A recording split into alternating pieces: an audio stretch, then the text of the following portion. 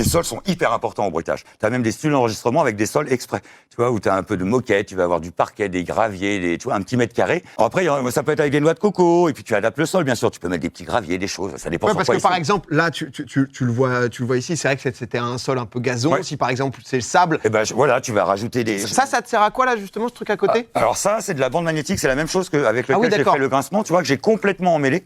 Complètement emmêlé. Avec ça, j'imiterais plutôt quelqu'un qui marcherait dans l'herbe. Quelqu'un qui coupe. Il y a du génie là-dedans.